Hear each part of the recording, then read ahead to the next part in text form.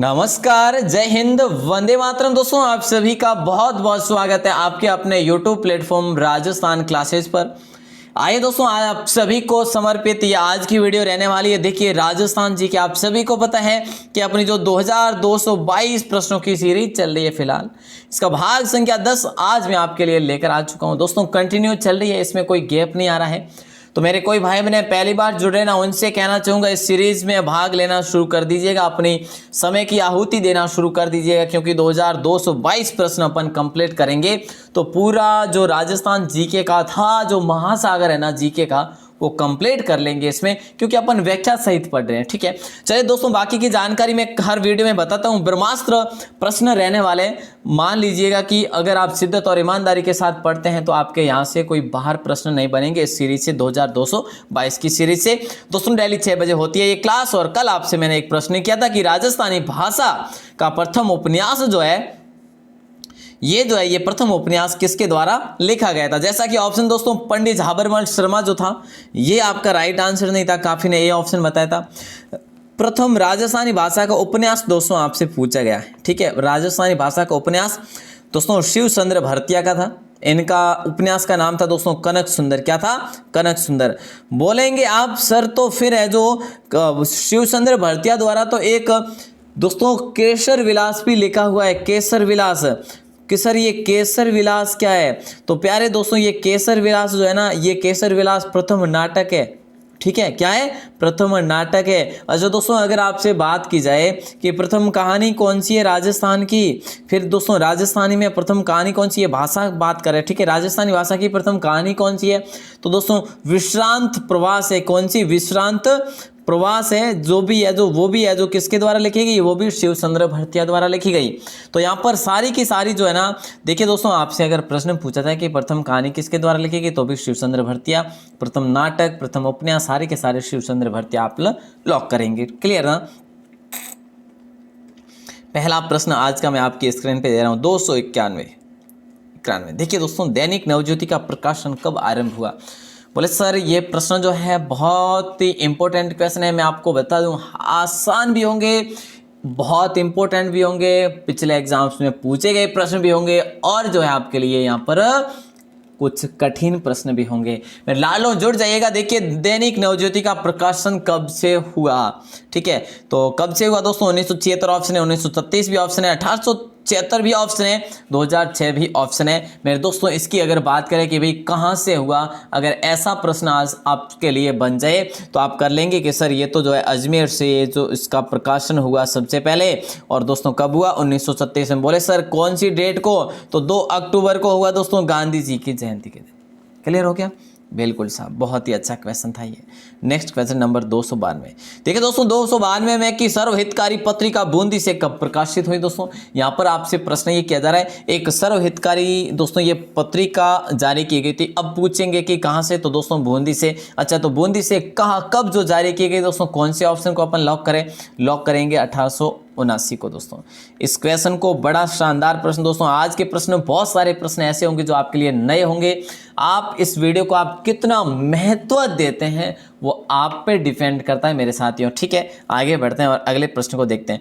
लक्कड़ और कक्कड़ के नाम से किस नेता को जाना जाता है? दोस्तों वनपाल, वन रक्षक, BSTC हर भर्ती परीक्षा की तैयारी करते हैं तो मेरे साथ जुड़े रहें। पटवार, रीट, जो भी भर्ती परीक्षा की, तो दोस्तों राजस्थान जी के सभी में कॉमन है, और इस कॉमन को अपन है जो बिल्कुल अच्छे स्तर में पार कर लेंगे, पास करेंगे। देखिए, लक्कड़ और कक्कड़ के नाम से दोस्तों किस नेता को जाना जाता है? हम लॉक करेंगे दोस्तों, लॉक करेंगे हम डी ऑप्शन को। जयनारायण व्यास साहब को क्या कहा जाता है? लक्कड़ और कक्कड़ कहा जाता है। दोस्तों जयनारायण व्यास को लोकनायक भी कहा जाता है। क्या? जयनारायण व्यास को लोकनायक भी कहा जाता है दोस्तों। और अगर आपसे पूछा जाए दोस्तों, क्या इन्हें 10 नंबरी भी कहा जाता है? दोस्तों क्या इन्हें 10 नंबरी भी कहा जाता है? ठीक है, और दोस्तों शेर ए राजस्थान भी इन्हें ही कहा जाता है दोस्तों। क्लियर ना? अंग्रेजी सरकार ने इसे 10 नंबरी कहा था। अगला प्रश्न दोस्तों आपकी स्क्रीन पे पूछा क्या जा रहा है? 294। देखिए दोस्तों, बहुत ही इंपॉर्टेंट प्रश्न होंगे आज मैं जो एडवांस जानकारी दूंगा वो भी आप ग्रहण करेंगे साथ ही साथ। तो निम्न में से सर्वप्रथम जो उत्तरदायी शासन की मांग उठाने वाले जो नेता थे ना, वो कौन थे? क्या पूछा है कि उत्तरदायी शासन की मांग उठाने वाले जो पहले नेता थे ना, वो कौन थे? ऐसा ही प्रश्न पूछा जा रहा है। तो मेरे दोस्तों विजय सिंह पथिक नहीं होगा, जिनका जो दोस्तों वास्तविक नाम था भूप सिंह था। इनका वास्तविक नाम क्या था बचपन का? भूप सिंह था। गोपाल सिंह शिखरवा था क्या दोस्तों? ये भी नहीं था, गोपाल सिंह खरवा यहाँ पे, ठीक है। और जमनालाल बजाज दोस्तों यहाँ पर राइट आंसर होगा बी ऑप्शन, सी ऑप्शन। बहुत ही अच्छा क्वेश्चन है, ठीक है दोस्तों। इन्हें गांधी जी के 5वें पुत्र कहा जाता है। बोले सर इनका जन्म कहाँ पर हुआ था? हमें तो वो जानना है कि जन्म कहाँ पर हुआ। तो दोस्तों मैं आपको बता देता हूँ, इनका जन्म हुआ था सीकर में, ठीक है। और सीकर में कहाँ पर हुआ? काशी का बास में हुआ था इनका जन्म दोस्तों। काशी का बास में इनका जन्म होता है। जन्म होता है सीकर में दोस्तों। ये अपन जिला दर्शन पढ़ चुके हैं। बोले सर ये जन्म जो है इनका कब होता है? तो दोस्तों 4 नवंबर को इनका जन्म होता है। कब होता है? 4 नवंबर 1889 में इनका जन्म होता है दोस्तों। किसका? जमनालाल बजाज, जिनको गांधी जी का 5वां पुत्र कहा जाता है। आइए अगला प्रश्न देखते हैं। मेरे हर भाई हर बहन को समर्पित होगी ये क्लास, और अगर आप इसे अच्छे से देखते हैं तो मैं आपको वादे के साथ कह सकता हूं दोस्तों आज के प्रश्न बड़े लाजवाब है, बड़े इंपॉर्टेंट है। आधुनिक राजस्थान का निर्माता किसे माना जाता है दोस्तों? संपूर्ण राजस्थान की अपन बात करते हैं कि भाई आधुनिक राजस्थान का निर्माता जो कहा जाता है वो किसे कहा जाता है? माणिकलाल वर्मा को नहीं कहा जाता प्यारे दोस्तों। जयनारायण व्यास को तो अपन पढ़ चुके हैं, लोकनायक कहते हैं, शेर राजस्थान कहते हैं, ठीक है। और लकड़ ककड़ भी कहते हैं दोस्तों। हीरालाल शास्त्री भी नहीं होगा। मोहनलाल सुखाड़िया जी को अपन क्या कहते हैं? आधुनिक राजस्थान का निर्माता कहते हैं दोस्तों। आपको याद होना चाहिए कि ये जो मुख्यमंत्री जो रहे थे दोस्तों, कौन? मोहनलाल सुखाड़िया जो रहे थे ये मुख्यमंत्री रहे थे। बोले सर कितने साल तक रहे थे? तो दोस्तों 17 वर्ष तक ये मुख्यमंत्री रहे थे कुल। तो बोले दोस्तों यहाँ पर अगर आपसे पूछे कोई भी आंसर कि भाई ये कितनी बार, तो दोस्तों 4 बार ये मुख्यमंत्री बने थे। कुल 4 बार के कार्यकाल जो है ये 17 वर्ष जो लगे थे इनको, ठीक है दोस्तों। राज्य में पहली बार पूछा जाए आपको कि राज्य में पहली बार राष्ट्रपति शासन कब जो है किन मुख्यमंत्री के समय लगाया गया था? तो मेरे दोस्तों ये मोहनलाल सुखाड़िया के समय ही लगाया गया था। इसको भी आप अच्छे से लॉक कर देना।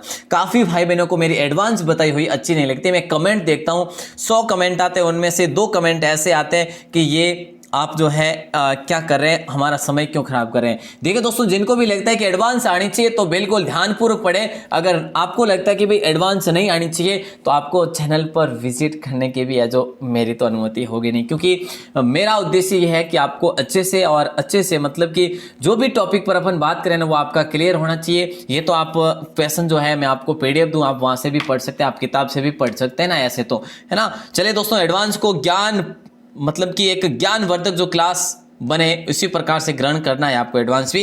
राजस्थान में नियुक्त पहला AGG कौन था दोस्तों? देखिएगा राजस्थान में पहला एजेंट टू गवर्नर है ना, एजेंट टू दोस्तों। देखिए AGG जो था वो कौन था? बहुत इंपॉर्टेंट प्रश्न है दोस्तों। क्या हो जाएगा राइट आंसर? लोकेट हो जाएगा दोस्तों, बी ऑप्शन जो है सही आंसर हो जाएगा दोस्तों। आपसे एक और प्रश्न बनता है यहाँ पे, 1857 में जो था वो AGG जो था वो कौन था? 1857 में दोस्तों AGG कौन था? सभी को पता होना चाहिए ना, कौन था? लॉरेंस था दोस्तों, पैट्रिक लॉरेंस था। मोस्ट क्वेश्चन था। आगे बढ़ेंगे दोस्तों। नंबर 297, बीकानेर में आजादी आंदोलन का जनक किन्हें कहा जाता है? देखिए एक बार ध्यानपूर्वक देखिए प्रश्न को कि बीकानेर में जो आजादी आंदोलन के जनक कहा जाता है ना वो किन्हें कहा जाता है? देखिए यहाँ पर आपने वो तो पढ़ा होगा कि भैया प्रजामंडल की शुरुआत तो की थी कि भाई किसने की थी? कि भाई मगाराम वेद ने की थी। बिल्कुल सही, आपका राइट आंसर बी ऑप्शन होगा।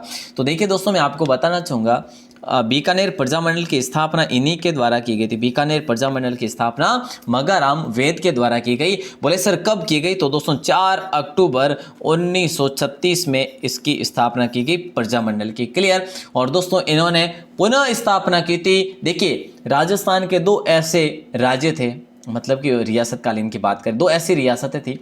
एक तो सिरोही थी जिसने कहाँ पर? बम्बई में दोस्तों की थी स्थापना अपने प्रजामंडल की, ठीक है। और दोस्तों एक दूसरी थी 1937 में जिसने किया था कलकत्ता में, जिसका नाम था बीकानेर, ठीक है दोस्तों, मगाराम वेद ने। क्लियर ना? अच्छा क्वेश्चन था, इसको लॉक कर देना। मैं हर चीज़ को आपके लिए क्लियर करवाने की कोशिश करूंगा। नंबर 298, दयानंद सरस्वती ने सत्याग्रह प्रकाश की रचना राजस्थान में कहाँ की थी? दोस्तों मैं आपको कहना चाहूंगा इस प्रश्न में काफी भाई बहन जो है गलत आंसर देंगे। क्या? बिल्कुल मैं कह रहा हूं गलत आंसर देंगे कि दयानंद सरस्वती ने सत्याग्रह प्रकाश जो इनकी पुस्तक थी, जो कि प्रसिद्ध पुस्तक थी दोस्तों, ठीक है, प्रसिद्ध ग्रंथ था ये। तो इसकी रचना जो है राजस्थान में कहाँ की, ऐसा प्रश्न किया जा रहा है। क्या किया जा रहा है कि इनकी रचना जो है कहाँ पर की। तो दोस्तों अजमेर नहीं होगा आपका। तो बोले सर कौन सा ऑप्शन होगा, आप ही बताइए। तो दोस्तों उदयपुर होगा राइट आंसर। क्या पूछा है, सत्याग्रह प्रकाश की रचना कहाँ पर की, राजस्थान। तो दोस्तों उदयपुर में की। आपने दोस्तों पढ़ा क्या है, आपने क्या पढ़ा था कि भाई जो है ना इस पुस्तक का प्रकाशन जो हुआ ना, संस्मरण जो पहला जो प्रकाशन हुआ पहले संस्मरण का वो कहाँ पर हुआ। तो दोस्तों वो आपका अजमेर में हुआ। लेकिन रचना कहाँ पर हुई दोस्तों, ये रचना उदयपुर में हुई। ये चीज़ क्लियर कर लेना, आपके लिए नए प्रश्न में आपको बता चुका हूँ, बहुत ही इंपॉर्टेंट आने वाले, ठीक है। और दोस्तों आपको याद होगा कि इसका प्रमुख उद्देश्य क्या था, इस पुस्तक को लिखने का प्रमुख उद्देश्य यही था कि आर्य समाज के सिद्धांतों का प्रचार करना, ठीक है, क्लियर ना। आगे बढ़ते हैं दोस्तों, और अगला प्रश्न आपकी स्क्रीन पे आ चुका है। दोस्तों राइट आंसर बताइएगा। इसी प्रकार के क्वेश्चन को हल करने के लिए लास्ट तक बने रहिएगा। जमनालाल बजाज स्वयं को कौन सा गुलाम कहते थे।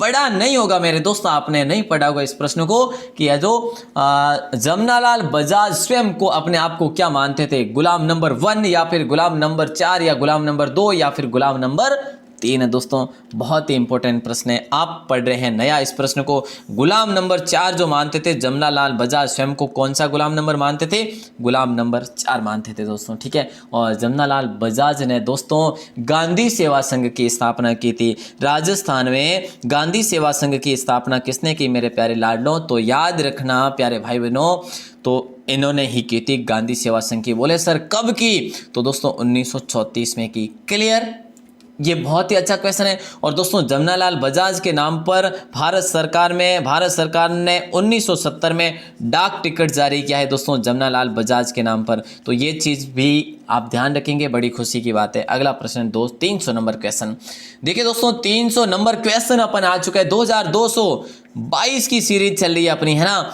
तो आगी बाण समाचार पत्र का प्रकाशन जयप्रकाश नारायण द्वारा कब किया गया। दोस्तों आपने नहीं पढ़ा होगा, ये नहीं पढ़ा होगा क्वेश्चन की आगी बाण समाचार पत्र का प्रकाशन किसके द्वारा किया गया। तो याद रखना ये जयप्रकाश नारायण द्वारा किया गया। तो दोस्तों कब किया गया, ये चीज़ हमारे लिए इंपॉर्टेंट हो जाती है। 1936 में इसका प्रकाशन किया गया दोस्तों। अब आप पूछेंगे सर इसका प्रकाशन कहाँ से किया, ये भी तो बता दीजिएगा ना। चलिए साहब, ये ब्यावर से किया दोस्तों। ब्यावर का पुराना नाम क्या था दोस्तों, नया नगर था दोस्तों। नया नगर के नाम से किसने इसकी स्थापना की, डिक्सन ने की थी। उसके बाद इसका नाम जो है ब्यावर रखा गया दोस्तों। और सूती मिल जो भी है ना ब्यावर में है दोस्तों। सारी जानकारी जितना भी कर सके अपन बहुत ही कम है ना। हिंदी साहित्य समिति भरतपुर के संस्थापक जो थे वो कौन थे दोस्तों। आज लगभग जो है आपके लिए नए प्रश्न होंगे। हिंदी साहित्य समिति भरतपुर के लेखक संस्थापक थे, लेखक नहीं संस्थापक जो थे वो कौन थे, जगन्नाथ कक्कड़ थे या यमुना प्रसाद वर्मा थे, चांदमल सुराणा थे या फिर जो है दोस्तों जगन्नाथ अधिकारी थे। दोस्तों आपको याद होगा कि चांदमल सुराणा का जो संबंध था वो जोधपुर से था। तोल मोल जो है कौन सा, बिल्कुल जो है उस आंदोलन से संबंधित था। तो दोस्तों यहाँ पर जगन्नाथ अधिकारी हो जाएगा राइट आंसर, डी ऑप्शन, इसको लॉक कर देना। हिंदी साहित्य समिति जो भरतपुर में हुई थी दोस्तों, उसके संस्थापक हुए थे जगन्नाथ अधिकारी। क्लियर कर लेना यहाँ से क्वेश्चन को, ठीक है। हो सकता है कि आपके लिए ये क्वेश्चन बार बार ना आए। देखिए दोस्तों राजस्थान सेवा संघ की कल देखिए दोस्तों अपन एक क्वेश्चन पढ़ा था राजस्थान संघ, ठीक है, जो कि सष्टम चरण हुआ था एकीकरण का। आपने उसको समझा होगा कि भाई ये सेवा संघ है। लेकिन दोस्तों याद रखना ये सेवा संघ अलग है और राजस्थान संघ जो एकीकरण वो अलग है। तो इसकी स्थापना दोस्तों कब की गई, बोलेंगे सर कि ये स्थापना जो है ना ये की गई थी महात्मा गांधी के कहने पर इसकी स्थापना की गई, उनकी सलाह पर इसकी स्थापना की गई। बोले सर किसने की थी, इसके मुख्य जो रहे थे वो कौन रहे थे, प्रवर्तक की बात करें तो दोस्तों विजय सिंह रहे थे। विजय सिंह के साथ इनके और भी साथी थे, विजय सिंह एंड पार्टी थी, ठीक है। तो दोस्तों देखिए राजस्थान सेवा संघ की स्थापना की बात करें तो वर्धा में इसकी स्थापना हुई थी। बोले सर कब हुई थी, तो दोस्तों 1919 में हुई थी। तो यहाँ पर राइट आंसर आपका ये ऑप्शन से ही आंसर हो जाएगा, 1919 में हुई। तो दोस्तों इसको वापस जब स्थानांतरित किया ना वहाँ से स्थानांतरित किया ना तो वो अजमेर में किया, और अजमेर में इसको स्थानांतरित कब किया जाता है, वो 1920 में किया जाता है। अब और क्या चाहिए बोलो, है ना। तो इस प्रकार के मतलब कि है ना इर्द गिर्द जो भी क्वेश्चन आते हैं इर्द गिर्द वो अपन सारे के सारे यहाँ पर क्लियर कर लेंगे। नंबर 303 आपकी स्क्रीन पे देखिए दोस्तों, मेवाड़ हरिजन महासभा की स्थापना कब की गई थी, यहाँ पर थोड़ा सा ये लो, ठीक है, पूरा दिख रहा है आपको। मेवाड़ हरिजन महासभा की स्थापना जो हुई थी ना वो कब हुई थी, देखिए 1940 भी ऑप्शन है, 1933 भी ऑप्शन है, 1932 भी ऑप्शन है। तो दोस्तों सही आंसर होगा 1941। क्या होगा? 1941 जो है बिल्कुल आंसर सही होगा। मेवाड़ हरिजन महासभा की स्थापना 1941 में हुई थी। अगला प्रश्न आपकी स्क्रीन पर आ चुका है। देखिए दोस्तों प्रश्न क्या पूछा जा रहा है यहाँ पर। अपन एडवांस की अगर बात करते हैं कि 1857 के स्वतंत्रता संग्राम में फांसी पर सड़ने वाला पहला राजस्थानी व्यक्ति कहो, राजस्थानी वीर कहो, स्वतंत्रता सेनानी कहो, राजस्थानी सेनानी कहो। दोस्तों बहुत ही इंपॉर्टेंट प्रश्न है, राइट आंसर बताइएगा दोस्तों। दोस्तों देखिए मेहराब खान और हरदयाल जयदयाल, दोस्तों ये तो आप सभी को पता है नहीं थे, ठीक है। तो दोस्तों राइट आंसर जो है देखिए लाला जयदयाल और दोस्तों मेहराब खान, ये तो कोटा से संबंधित है। तो अमरचंद बांटिया, दोस्तों आपको ये चीज़ याद होनी चाहिए कि अमरचंद बांटिया जो थे ये थे कहाँ के? तो बीकानेर के थे। दोस्तों आपको याद होना चाहिए इन्होंने जो है ना दोस्तों, इन्होंने महारानी लक्ष्मीबाई, रानी लक्ष्मीबाई और तात्या तोपे को कुछ धन भेंट किया था, इसलिए इन्हें राजस्थान का दूसरा भामाशाह कहा जाता है। क्लियर करना कि इन्होंने लक्ष्मीबाई और तात्या तोपे को इन्होंने धन दिया था कुछ स्वतंत्रता, मतलब कि जब संग्राम चल रहा था तो दोस्तों इन्होंने उनको धन दिया, इसलिए इन्हें राजस्थान का दूसरा भामाशाह कहा जाता है। क्लियर ना मेरे प्यारे दोस्तों, इनके बारे में याद रखना, बहुत ही इंपॉर्टेंट प्रश्न है। और स्वतंत्रता में इस 1857 की स्वतंत्रता में सबसे पहले फांसी पर सड़ने वाले व्यक्ति भी यही थे। नेक्स्ट क्वेश्चन, हरिभाऊ उपाध्याय का जन्म कब होता है? सर ये तो हमें पता ही नहीं है। चलिए कोई बात नहीं, अगर पता है तो आंसर बताइएगा, नहीं तो यहाँ से क्लियर जरूर कर लेना कि इनमें से हरिभाऊ उपाध्याय का जो जन्म हुआ था वो 1894 में हुआ, या फिर 96 में हुआ, या फिर जो है 96 में, या फिर 93 में, या फिर 95 में। देखिए दोस्तों यहाँ पर आपको काफ़ी जगह जो है ना 1892 मिलेगा, ठीक है 1892 मिलेगा, लेकिन वो बिल्कुल सरासर गलत है, वो है ना बिल्कुल गलत है। 1893 हो जाएगा राइट आंसर, सी ऑप्शन। आप बोलेंगे सर इनका जन्म कहाँ पे हुआ? तो दोस्तों मालवा क्षेत्र में इनका जन्म हुआ, ठीक है। और इनके वास्तविक नाम की बात करें, जिस प्रकार दोस्तों मैंने आपको बताया भूप सिंह विजय सिंह का वास्तविक नाम था, उसी प्रकार इनका दोस्तों वास्तविक नाम था बद्रीनाथ। क्या नाम था? इनका वास्तविक नाम था बद्रीनाथ। और ये है हरिभाऊ उपाध्याय साहब, जिन्हें दोस्तों दास साहब भी कह सकते हैं अपन। क्या? इन्हें दास साहब भी कह सकते हैं, राजस्थान के दास साहब दोस्तों हरिभाऊ उपाध्याय जी, बिल्कुल साहब। अगला प्रश्न, हरिभाऊ उपाध्याय ने महावीर प्रसाद द्विवेदी के साथ मिलकर कौन सी पत्रिका का संपादन किया? दोस्तों एक लेखक हुए, ठीक है, एक कवि हुए, जो कि कौन हुए? महावीर प्रसाद द्विवेदी।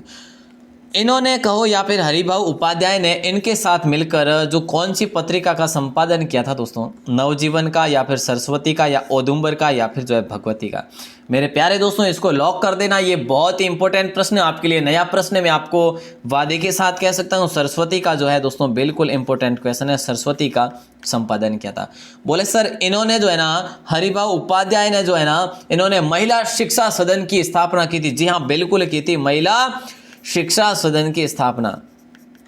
दोस्तों आपसे प्रश्न किया जाएगा कि कब की गई? तो दोस्तों 1927 में की गई। क्लियर ना? हर चीज पे इस प्रकार से क्लियर कर लेना। नंबर 307 आपकी स्क्रीन पे है।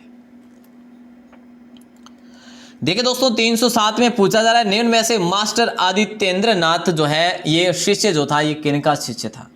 दोस्तों ये किसके जो है स्टूडेंट थे? ऐसा मानना है आपको कि मास्टर आदित्येंद्र नाथ जो थे, आदित्येंद्र है केवल, ठीक है, ये किसके शिष्य थे? बाल मुकुंद बिस्सा के, या फिर जो है केसरी सिंह बारट के, प्रताप सिंह बारट के? इनमें से कोई नहीं। मेरे दोस्तों लॉक कर दो, जल्दी से लॉक कर दो। इसमें मैं आपको बता देता हूं दोस्तों प्रताप सिंह बारट के शिष्य थे, ठीक है बिल्कुल दोस्तों। और बात करें कि भाई प्रताप सिंह बारट जो थे केसरी सिंह बारट के पुत्र थे। कौन थे? केसरी सिंह बारट के पुत्र थे प्रताप सिंह बारट। दोस्तों इनके बारे में बहुत जानकारी रखना बहुत जरूरी है। बारट परिवार ने दोस्तों अपना पूरा जो है परिवार जो है न्यौछावर कर दिया था इस 1857 की क्रांति का, या फिर स्वतंत्रता संग्राम में दोस्तों, ठीक है। 1857 की क्रांति पहले हुई थी, तो दोस्तों स्वतंत्रता संग्राम में पूरा का पूरा जो है परिवार इन्होंने बिल्कुल दांव पे लगा दिया था। अच्छा दोस्तों अगर बात करें कि इनका जन्म कहाँ पर हुआ था, दोस्तों इनके जन्म की बात करें तो जन्म दोस्तों 24 मार्च को हुआ था इनका जन्म, ठीक है। किसकी बात करें अपन बात करते हैं प्रताप सिंह बारट की। दोस्तों जन्म होता है इनका 24 मार्च 1893 में, ठीक है। बहुत ही इंपॉर्टेंट क्वेश्चन है, इसको दोस्तों लॉक कर दीजिएगा, मोस्ट क्वेश्चन है। अगला प्रश्न नंबर 308, कोटा महाराव व जालिम सिंह के मध्य मांगरोल का युद्ध दोस्तों कब हुआ? देखिए दोस्तों यहाँ पर जो है ना ये प्रश्न क्या पूछा जा रहा है, कोटा महाराव व जालिम सिंह, झाला जालिम सिंह के बीच में मध्य में जो मांगरोल का युद्ध हुआ था, ये शासक, देखिए दोस्तों ये जो है ना ये आधिकारिक रूप से युद्ध हुआ था कि अधिकार जो है किसका यहाँ पर हो। ठीक है, तो राइट आंसर 5 अक्टूबर 1822 को होगा, 1 नवंबर 1821 को, 1 अक्टूबर 1821 या फिर 20 अक्टूबर 1831।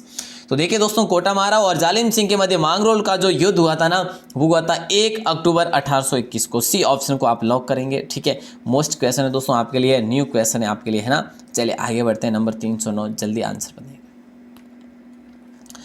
1830 ईस्वी में किस राज्य में सती प्रथा पर प्रतिबंध लगाया था। देखिए दोस्तों यहाँ पर जो है ना ये प्रश्न मैं आपको बता रहा हूँ, प्रश्न आप इसको समझिएगा एक बार कि आपको सन दे दिया है 1830 ईस्वी में राज्य में सती प्रथा पर प्रतिबंध किसने लगाया था, बस इतना सा आसान सा। दोस्तों अगर आपसे पूछा जाता कि 1822 में किसने सती प्रथा पर रोक लगाई थी, है ना, 1822 में सती प्रथा पर किसने रोक लगाई, तो दोस्तों आप कर लेते कि सर ये तो बूंदी ने लगाई थी। लेकिन दोस्तों यहाँ पर एक चीज क्लियर कर लेना कि जो राजा राममोहन राय और बेंटिंग के द्वारा एक अधिनियम जो चालू किया गया था, अधिनियम, ठीक है, राजा राममोहन राय का मुख्य भूमिका रही थी सती प्रथा पर रोक लगाने की, प्रतिबंध लगाने की। ठीक है, तो राजा राममोहन राय और बेंटिंग के अधिनियम के तहत दोस्तों सबसे पहले रोक लगाने वाला जो राज्य था ना वो था अलवर में, अरे दोस्तों, ठीक है, और ये अलवर ने लगाई थी 1830 में। क्लियर, समझ रहे ना मेरी बात को। अगर इस अधिनियम की बात नहीं करें तो दोस्तों सबसे पहले लगाई थी बूंदी ने। इन चीज़ों का आप ध्यान रखेंगे, ग्रहण करते रहिएगा जैसे मैं आपको बता रहा हूँ। चलिए दोस्तों अगला प्रश्न नंबर 10। देखिए दोस्तों 10 नंबर है 310 में कि जोधपुर में प्रथम जनगणना जो है ये कब हुई थी। दोस्तों आपको पता होगा कि ये जनगणना जो है 1881 के बाद कंटिन्यू हो रही है 10-10 वर्षों के बाद। ये चीज़ हमेशा ध्यान रखना, 1881 के बाद रिपन के द्वारा शुरू की गई थी दोस्तों, ठीक है, और रिपन को दोस्तों स्थानीय स्वशासन का पितामह कहा जाता है, आपको याद होगा। तो जोधपुर में प्रथम दोस्तों 1881 हो जाएगा राइट आंसर यहाँ पर, बाकी तो हो ही नहीं सकता ना मेरे दोस्तों। देखिए यहाँ पर ये दिया जा रहा है तो आप सभी को पता है कि भाई 2001 में जनगणना हुई थी, 2021 में, 2011 में हुई थी, अब 2021 में। अब तो ये काल जो है ये बात करें तो ये कोई मतलब अपना विपरीत काल है, लेकिन इसकी भी जनगणना 21 में हो सकती है या फिर 22 में भी हो जाएगी। नेक्स्ट क्वेश्चन है दोस्तों, सर प्रताप सिंह 1900 ईस्वी में जोधपुर रिसाला लेकर कहाँ युद्ध करने गए थे। दोस्तों ये प्रश्न आपने पढ़ा नहीं होगा, मैं आपको बता रहा हूँ दोस्तों। सर प्रताप सिंह जो थे ये कहाँ के राजा थे मेरे दोस्तों, ये जोधपुर के थे दोस्तों। सर प्रताप सिंह कहाँ के थे, जोधपुर के थे। बोले सर ये प्रश्न पहले आपने कभी बताया नहीं बताया दोस्तों, आज बता रहा हूँ, है ना। तो जोधपुर के थे, और जोधपुर के दोस्तों जोधपुर रिसाला लेकर ये कहाँ गए थे, युद्ध करने के लिए गए थे दोस्तों, युद्ध करने के लिए चीन गए थे दोस्तों। कहाँ पर, चीन गए थे। कितना इंपॉर्टेंट प्रश्न होगा दोस्तों, तो इसको लॉक कर देना, ये प्रश्न आपके लिए बहुत नया प्रश्न है। और दोस्तों जब ये वापस आए थे ना, जब वहाँ से चीन से वापस आए तो इनको अंग्रेजी सरकार ने दोस्तों, देखिए इनको अंग्रेजी सरकार ने दोस्तों क्या किया था, चाइना 1900 लिखवाया था। कहाँ पे लिखा था, चाइना 1900। ये कहाँ पर लिखवाया दोस्तों, जोधपुर के झंडे पर लिखवा दिया था, ठीक है। तो ये चीज़ ध्यान रखना, जोधपुर के झंडे पर चाइना 1900 लिखवाकर इनको सम्मान दिया गया था दोस्तों, ये चीज़ याद रखना, इंपॉर्टेंट प्रश्न है। अब अगला प्रश्न आता है कि अंग्रेजों ने सांबर झील पर पूर्ण नियंत्रण कब किया दोस्तों। जो झीलों पर दोस्तों नियंत्रण किया ना, जो सौदा किया, संधि की ना, ये भी अलग से संधि हुई थी। तो दोस्तों अंग्रेजों ने पूर्ण रूप से सांबर झील पर जो दोस्तों नियंत्रण किया ना वो कब किया गया दोस्तों, 1867-65 में, 74-75 या फिर 69-70 या 61-62। तो दोस्तों इस प्रश्न का आप लॉक कर दीजिएगा 69-70। सांबर झील पर दोस्तों पूर्ण नियंत्रण कब किया, तो दोस्तों लॉक कर देना 69-70 को किया था, ठीक है, सी ऑप्शन लॉक होगा। 313 में दोस्तों ये पूछा जा रहा है, निम्न में से किस रियासत के हाई कोर्ट को महेंद्रराज सभा के नाम से जाना जाता। बोले सर ये प्रश्न मैंने नहीं देखा, आप कहाँ से लेकर आ गए ये प्रश्न। देखिए दोस्तों महेंद्रराज सभा के नाम से किस हाई कोर्ट को कहा जाता था, किस रियासत के उच्च न्यायालय को कहा जाता था, मारवाड़ के उच्च न्यायालय को, या फिर ऑप्शन में किशनगढ़ भी है, ऑप्शन में भरतपुर भी है, ऑप्शन में मेवाड़ भी है। मेरे लाडलो लॉक कर देना डी ऑप्शन। बिल्कुल दोस्तों बहुत ही इंपॉर्टेंट प्रश्न है, बहुत ही नया प्रश्न है आपके लिए, तो इसको लॉक करेंगे। काफ़ी भाई बहन गलत बता रहे, लेकिन कोई बात नहीं, मारवाड़ बता रहे उनका गलत होगा, मेवाड़ होगा सही आंसर, ठीक है, महेंद्रराज कहा जाता था। देखिए दोस्तों, अगला प्रश्न नंबर 314 की ब्रिटिश सरकार ने जैसलमेर के साथ नमक संधि कब की थी? ये प्रश्न भी था। ठीक है, ब्रिटिश सरकार को अंग्रेजी सरकार ने जैसलमेर के साथ जो नमक संधि की थी ना, वो दोस्तों 1860 में की थी।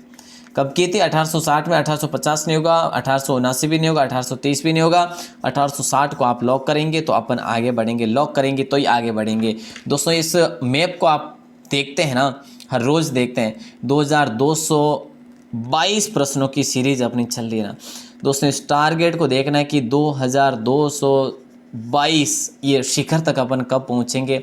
अगर आपका साथ रहेगा तो ही पहुंच पाएंगे दोस्तों, अगर साथ नहीं रहा ना तो बहुत मुश्किल है। तो दोस्तों आपको बने रहना है। अगर राजस्थान जीके को इस प्रकार से कंप्लीट करना है ना तो मेरे साथ बने रहना। वादा नहीं, चैलेंज करता हूँ आपसे कि आप पेपर को बड़े अच्छे से आप धूमधाम से कवर कर लेंगे। चलिए दोस्तों, अगला प्रश्न है 315। 315 की कड़ी को देखते हुए देखें तो दोस्तों, भरतपुर की जनता किसे शेर ए भरतपुर के नाम से जानते हैं। अब अपन बात की कि भाई शेर ए राजस्थान किन्हें कहा जाता है, तो दोस्तों जय नारायण व्यास को कहा जाता है। ठीक है, तो शेर ए भरतपुर कहकर संबोधित करती थी जनता, या फिर जो भी इनके साथी वगैरह, तो दोस्तों बाल मुकुंद बिस्सा होगा? नहीं साहब। गोकुल जी शर्मा होगा क्या, या फिर श्याम कृष्ण वर्मा जी, या फिर मास्टर आदित्येंद्र। दोस्तों मास्टर आदित्येंद्र के बारे में आपको बता चुका हूं दोस्तों, ये भी भरतपुर के ही थे। इनके द्वारा दोस्तों अगर बात करें कि भरतपुर के आदित्येंद्र नाथ, इनके साथी भी इनके साथ में थे। ठीक है, 1938 में इन्होंने भरतपुर प्रजामंडल की स्थापना की थी। 1938 में मास्टर आदित्येंद्रनाथ और आदित्येंद्र और इनके साथी थे। तो दोस्तों यहाँ पर गोकुल जी वर्मा हो जाएगा। भरतपुर की जनता किन्हें शेर ए भरतपुर कहते हैं? गोकुल जी वर्मा को कहते हैं। अगला प्रश्न, जालोर का कश्मीर किसे कहा जाता है? प्यारे दोस्तों, राइट आंसर की मैं बात करूंगा यहाँ पर, केवल और केवल राइट आंसर, और जो है आगे बढ़ने की बात होती है। जालोर का कश्मीर जो कहा जाता है वो किसे कहा जाता है? मेरे लाडलो, एक चीज यहाँ पर क्लियर कर लो पहले से, सांचौर को तो अपन राजस्थान का पंजाब कहते हैं, राजस्थान का पंजाब कहते हैं। ठीक है दोस्तों, एक चीज और भी कर लो कि जसवंतपुरा को अपन क्या कहते हैं? जसवंतपुरा को हम मारवाड़ का दूसरा आबू कहते हैं। मारवाड़ का दूसरा माउंट आबू कहते हैं दोस्तों, दूसरा माउंट आबू कहते हैं। ठीक है, और भीनमाल को दोस्तों प्राचीन नाम से बात करें तो श्रीमाल था, और इसे करोड़पतियों की नगरी कहा जाता है। करोड़पतियों की नगरी दोस्तों किसे कहा जाता है? भीनमाल को कहा जाता है। तो बड़गांव को दोस्तों राइट आंसर हो जाएगा। अब बड़गांव आपका कहाँ पर पड़ता है? रानीवाड़ा में पड़ता है। तो दोस्तों जो बड़गांव है ना, इस बड़गांव को जालोर का कश्मीर कहते हैं। क्लियर हो गया ना? चलिए आगे बढ़ते हैं। उम्मीद करूंगा हर एक चीज़ आपने क्लियर कर ली होगी। मूर्तिकला के सिद्ध हस्त सोमपुरा जाति के शिल्पी जो है मूलतः कहाँ से संबंधित है? मेरे प्यारे दोस्तों, आज के प्रश्न जो है ना सारे के सारे आपके लिए नए हैं। आप इसको कितनी सिद्धता के साथ पढ़ते हैं वो आप पर है कि मूर्तिकला के सिद्धहस्त सोमपुरी जाति के शिल्पी मूलतः कहाँ के जो है संबंधित है। तो मेरे दोस्तों चित्तौड़गढ़ नहीं होगा आंसर आपका। आंसर आपका होगा बांसवाड़ा, बी ऑप्शन लॉक हो जाएगा। बहुत ही अच्छा प्रश्न दोस्तों, 320 तक अपन इस प्रश्न को पढ़ेंगे। 30 क्वेश्चन विद एडवांस, मतलब कि अपन है जो एक सीरीज में दोस्तों लगभग 100 क्वेश्चन कंप्लीट करते हैं। आई थिंक दोस्तों जब अपन 30 क्वेश्चन पढ़ते हैं तो 30 इंटू अपन 3 तो करें तो है जो 90 क्वेश्चन होते हैं। मैं आपको बता दूं दोस्तों, अपन 100 क्वेश्चन कंप्लीट करते हैं। अगर आप जानकारी एक एक जानकारी वन लाइनर में आप लिखते हैं तो आप पॉइंट टू भी बिल्कुल आप लिख सकते हैं। एक दो ऐसे लिखेंगे ना तो आपको 100 क्वेश्चन बिल्कुल वन लाइनर में सीरीज में मिल जाएंगे एक भाग में। तो दोस्तों हर रोज अपन 100 क्वेश्चन पढ़ रहे हैं तो आप इंटू तो कर सकते हैं ना भाई साहब, मल्टीप्लाई कर लीजिएगा आप। 100 इंटू 2222 करेंगे भाई साहब। अगर साथ होगा ना आपका पूरा साथ रहेगा तो 2222 की जो सीरीज का उद्घाटन हुआ है तो समाप्ति भी होगी। चलिए दोस्तों, यहाँ पर 99 राव लूणकरण को कलयुग का कर्ण कहाँ पर वर्णित किया गया?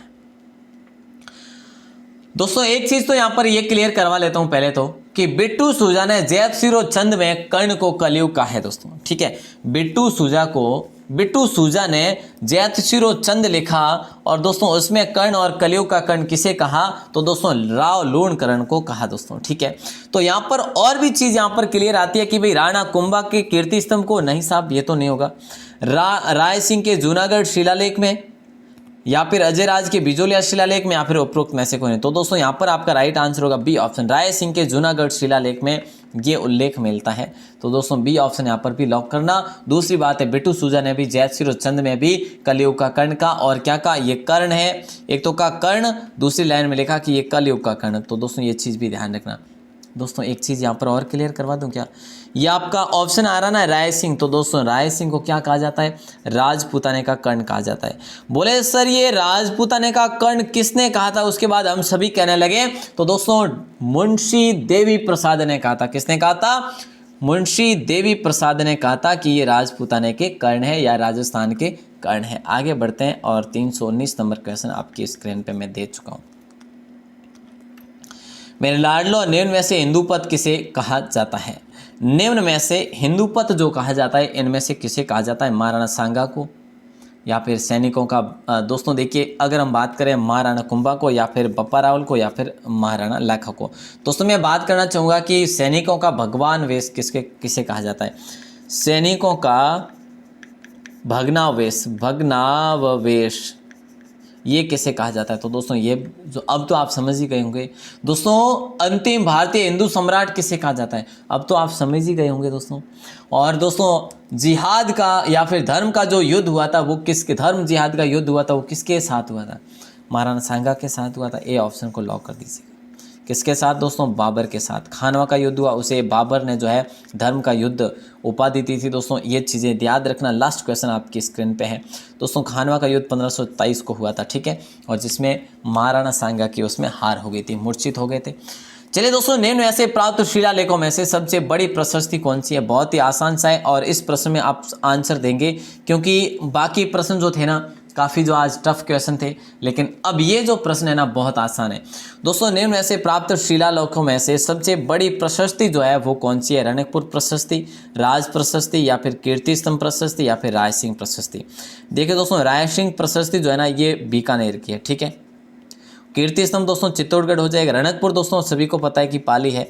तो दोस्तों यहाँ पर राज प्रशस्ति जो है ना ये राजसमंद जेल के किनारे 9 चौकीपाल पर 25 बड़ी बड़ी शिलाओं पर उत्कीर्ण है। बोले सर इसके रचयिता कौन है? तो दोस्तों देखिए इसके रचयिता जो है ना रणछोड़ भट्ट तेलंग, ये कल अपन इसके बारे में पढ़ चुके हैं।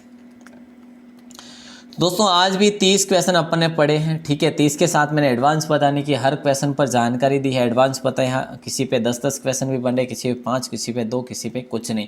तो दोस्तों इस प्रकार से बहुत सारा मैटर अपन ने आज पढ़ा। क्लास जो है कैसी लगी बाहर आके कमेंट में जरूर बताया करो, है ना। आप लाइव में कमेंट में बताते हैं, एक बार बाहर आके भी बताया करो दोस्तों। मैं आपके लिए लाइव तो करता हूँ, बस आपके कमेंट शो करने के लिए करता हूँ, ठीक है। वो कमेंट जो आप जो अपना जो प्रेमपूर्वक आधार पे जो कमेंट देते हैं ना, अपना दिल से जो कमेंट देते हैं ना, जो फेंकते हैं ना, वो कमेंट आना चाहिए मेरे पास दोस्तों। वो कमेंट सेक्शन बार वाले में आना चाहिए दोस्तों। आज का प्रश्न मैं आपको दे देता हूँ, इसका आंसर आपको बताना है। पत्रकारिता का जो भीष्म पितामह कहा जाता है किसे कहा जाता है? पत्रकारिता का भीष्म पितामह किसे कहा जाता है? ये आपको बाहर आके कमेंट सेक्शन में बताना है, बाहर आके कमेंट सेक्शन में बताना है, ठीक है। इस लाइव सेशन में बताने की आवश्यकता नहीं है, बाहर कमेंट बताना है। और दोस्तों आपके कितने प्रश्न सही हुए और नए प्रश्न आपने कितने पढ़े वो आपको बताना बहुत जरूरी है। कमेंट में बताइएगा पत्रकारिता का भीष्म पितामह किसे कहा जाता है। उम्मीद करूंगा दोस्तों क्लास आपको अच्छी लगी होगी। मेरे प्यारे भाई बहन लास्ट तक जुड़े रहे हैं, उनके लिए तो बहुत बहुत आभार, बहुत बहुत धन्यवाद, शुभकामनाएं आपको। और दोस्तों कोई भाई बहन पहली बार है चैनल पर तो चैनल को सब्सक्राइब कर लेना। मैं बीच क्लास में नहीं कहता कि चैनल को सब्सक्राइब कर लेना दोस्तों। अच्छा लगे तो, अगर नहीं करते हैं तो कोई बात नहीं, लेकिन आपको पढ़ना है सीरीज। अगर आप अच्छे तरीके साथ पढ़ना चाहते तो मेरे साथ लास्ट तक जुड़े रहना है आपको। और दोस्तों वनपाल वन रक्षक जो भी भर्ती परीक्षा की तैयारी करें BSTG दोस्तों हमारे साथ जुड़े रहें। आपके लिए ये सीरीज बेहतरीन और जो है आपको एक बेहतर दिशा देने वाली होगी दोस्तों। अगर आपने सब्सक्राइब नहीं किया तो कर लेना, बेल प्रेस भी दबा देना, ताकि मैं आपको बता देता हूँ सुबह 9 बजे आपकी क्लास होती है, उसके बाद 1 बजे मैथ्स की क्लास होती है दोस्तों, और उसके बाद जो है आपके लिए 6 बजे वाली ये क्लास है, और दोस्तों इसके बाद 8:40 पर और क्लास होती है, अभी होने वाली है।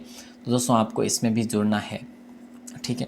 और अगर आप पहली बार हैं, आपने अभी तक कुछ ग्रुप वगैरह है टेलीग्राम में ज्वाइन नहीं किया है तो इसको ज्वाइन कर लेना। व्हाट्सएप नंबर है दोस्तों, अपना नाम और डिस्ट्रिक्ट बता दीजिएगा, आपको जो है ऐड कर लेंगे व्हाट्सएप ग्रुप और टेलीग्राम लिंक में, ठीक है। धन्यवाद, प्रेम पूर्वक आभार, शुक्रिया।